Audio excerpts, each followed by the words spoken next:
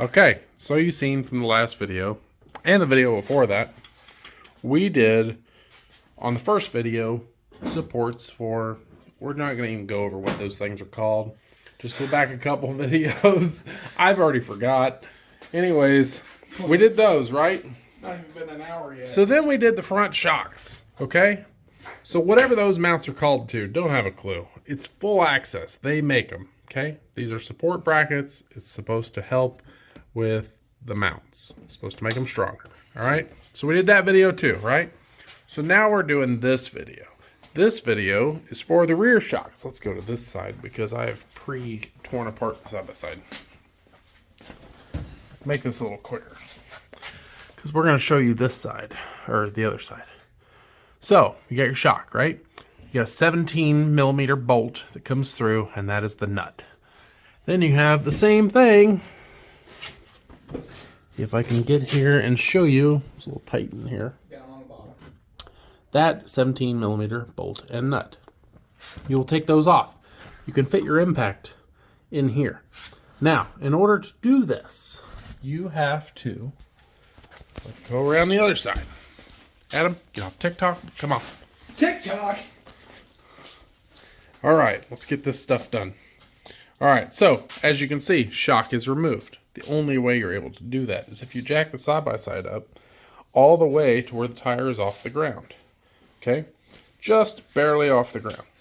Then undo your bolts. Now, with that done, you might have to jack up your swing arm just a little bit so you can wiggle the bolts out of the holes right there and there. Once you take these bolts out, your shock is going to drop down into that little cubby, right? Or that's what we're going to call it. It's going to be inside the mount, aka cubby. Then you can let your jack down to where your wheel falls all the way down. So then your shock is going to sit like right here, and it's going to bump there. It's kind of a pain. Just trust me. Grab the top of the shock, pull down a little bit, and it'll slide right out here. Then you can pull your shock out and lean it up against somewhere. Yeah. So now, what we're doing is, Adam, do you have one of those mounts? Reach to your left. There's a mount right there. That's right. No, they're up there. Oh, right. Yeah. A little further. A little further. Okay. One for So each you side. get 4 mounts, and you get 2 little bolts for each, well, 4 little bolts for each side. So what happens is you've got to take this bracket like this. See this hole, and this hole? Ignore the big one. You're going to mount that just like that, right? Then you've got these little bolts. They're Nylox. Nylox bolts. And you're going to run them through this to hold these brackets up, okay? So you got one for this side, and you got one for the other side. And you're going to put the bolts in. You got to have the shock out so that you can get your hand in there and put the nuts in there. So I'm going to come right back, and these brackets will be mounted. Okay, so to be able to do the back one, there's your wiring harness has got push pins. See that right there? That little nipple sticking out inside there, it's blocking one of the holes. So you got to pop those out. There's another one that's up top. You can't quite see. I have 2 of these. If you don't have one of these, go ahead. It's called a door trim tool. Yeah, go ahead and get yourself 2 of them. Make one straight and leave one That's bent. a Craftsman. Yeah. I personally, Look, we can't run Snap-on. all afford Harbor Freight. So you got all these extra wires in the freaking way because accessories. So you might want to cut that zip tie because it's in the way anyways. Well, I broke whatever that is.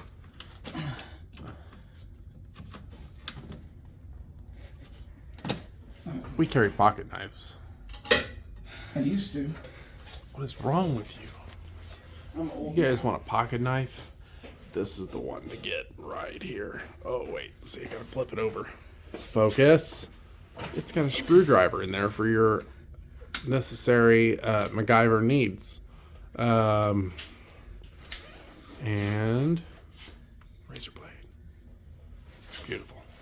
Anywho. I gotta pull those. All right. So those wire looms have to come all the way out for the bolts. Do they? Yeah, because they're the bolt holes. Well, yeah, I know. That's what we were doing. Yeah.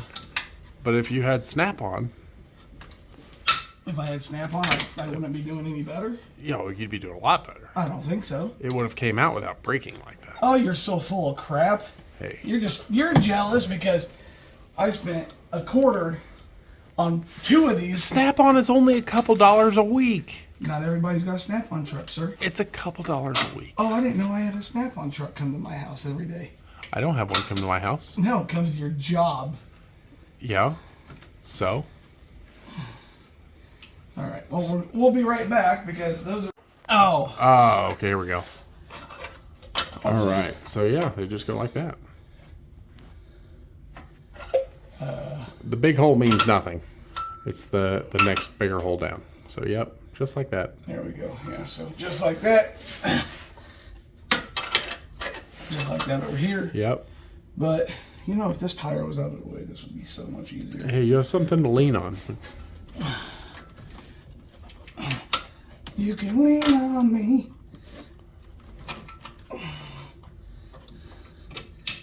Okay. Here. And this is, I think this is probably going to be the hardest one just because of that big old wire loom. That's just looming.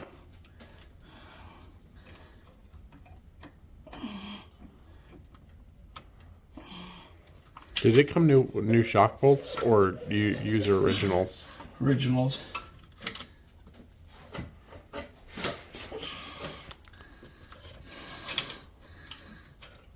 you done yet? No. Oh, fell out. All right. We'll be back and just, snap our fingers. It'll be done. Okay, so just so you know, see this tight reach thing? I'm going to put a link in the description below. You are going to want one of these because it's tight getting those nuts up there. I mean, it's fine to do the bottom one. Maybe the bottom one, but sure. It's still like a lifesaver because I can go like this. Maybe if I can tighten it down. There we go. And tighten it down and then hold it up in here and start it. But that top one, it needs it. I recommend it. I'm going to put a link in the description. Get one. It's $25. I said 12 earlier. In another video. Yeah. Buy one. It's great. But he's going to tighten those up. And then I'm going to throw the shock back in. But then he's going to go to the other side and do the other side. I mean, it's literally, this is it. Now, the only thing I do see that's going to fight is going to put the shock back in. Because the bracket sticks out a little bit, and that's where the shock slides through, like I was saying earlier. Okay. I took the shock out off camera, so I'm going to put it in on camera so you can see what I was talking about with how to get it out. Because it sucks. It's a pain in the butt. So all you got to worry about first is here first. So you put it in there, let it fall all the way down, right? So then, right here, you gotta pull down on the shock, and it's in. So now, I grab the bolt, which I stored them here. I think these are the same bolts. Yeah. So 17s, everybody. I'm going to put the bolt in on the outside.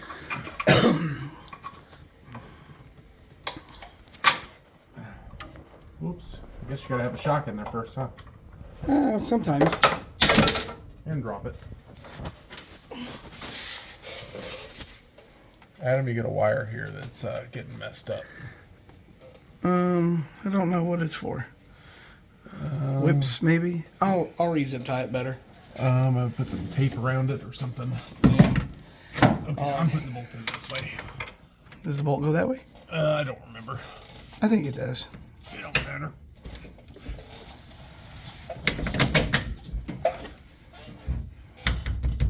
You need the dead blow? something. Okay. Okay, get a little dead blow and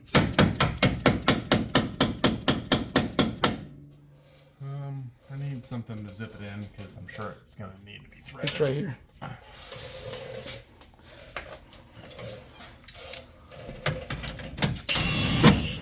There we go. Super Simple. easy. So there's that, and then now you come down here to the bottom one, and the bolt does go in from the wheel. We might have to.